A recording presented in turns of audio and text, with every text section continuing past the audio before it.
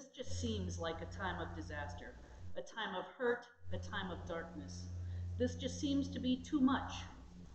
Too much hate, too much anger, too much fear. This just seems wildly overwhelming. COVID 19, the death of George Floyd, the uprisings of hate and anger during peaceful protests, a time of change in our church. It just seems like the good, the easy, the precious is unnoticed in this time of change, medical crises, hate, and anger. Some days it feels like this has never happened before, and that whole world is falling apart for the first time. And yet, change has happened before. Nasty bugs have been airborne, hate has been rampant, and our church has seen transitions in leadership. But what do we do in the here and now? What do we do to help? What do we do to make this less dark, less fearful? How do we help? We can look to our collective past. In Genesis' reading for today, Abraham sends Hagar and their child away. Hagar and the child wander the wilderness with a skin of water and bread. They wander the wilderness. They ran out of water and food. She set her son down and moved off to where she would not see him die. She wept, and God called down, and her son grew up. He lived in the wilderness. He lived in the place where they were most afraid. God was with the boy. Psalm 86 starts with, "Incline your ear, O Lord, and answer me, for I am poor and needy. Preserve my life, for I am devoted to you. Save your servant who trusts in you. You are my God. Be gracious to me, O Lord, for to you do I cry all day long. Gladden the soul of your servant, for to you, O Lord, I lift up my soul. For you, O Lord, are good and forgiving, abounding in steadfast love to all who call on you. Give ear, O Lord, to my prayer. Listen to my cry of supplication. In the day of my trouble I call on you, for you will answer me." When is it that we have needed our Lord more than today? Are we all calling to our Lord in our troubles? Or is it easier just to become stuck in the drama of life?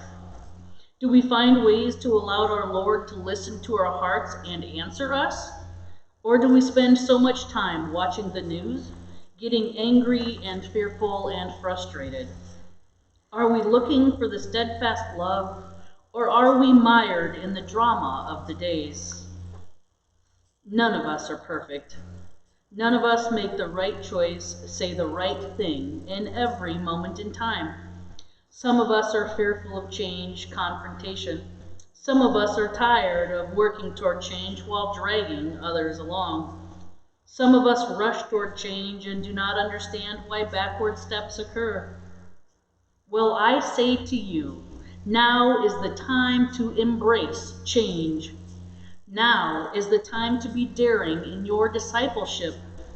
Now is the time to work toward the growth, the sharing of love, to set aside the hurts, the anger, the frustration. Now is the time to look to the future, one day at a time. Romans chapter 6, verses 1 to 11 calls us to living alive to God and to consider ourselves dead to sin. This doesn't mean that we can go along blissfully ignoring the wrong, sometimes committing the sin ourselves. This means we live to God. We dare to say, that is wrong. We dare to say, I forgive you. We dare to say, we will do better. So I throw out a challenge to us all. I challenge you to sit and suffer. I challenge you to sit and look at what scares you. Work through it. Don't just shove it aside. Sit with it. Dare to open that box. Look deep inside yourself. What do you need to improve on? Are you frightened of someone from a different race? Have you had one bad experience with a person who you have decided represents an entire group? Therefore, you can hate or be afraid? Are you simply uncomfortable around someone who is gay, lesbian, transgender, queer, questioning, etc.? Dare to open that box. Sometimes we have to be uncomfortable. Sometimes we have to be challenged. Sometimes we have to dig deep to realize that we do, in fact, hold biases. Not one of us is perfect. Not one of us makes every right choice. Not one of us always says the right thing. Not one of us hasn't hurt someone else at a point in time. I am asking you to dig deep, to learn what you are worried about, to understand why someone different than you bothers you. I'm asking you to look at your pattern of behavior. Are you annoyed by someone because they remind you of someone you dislike?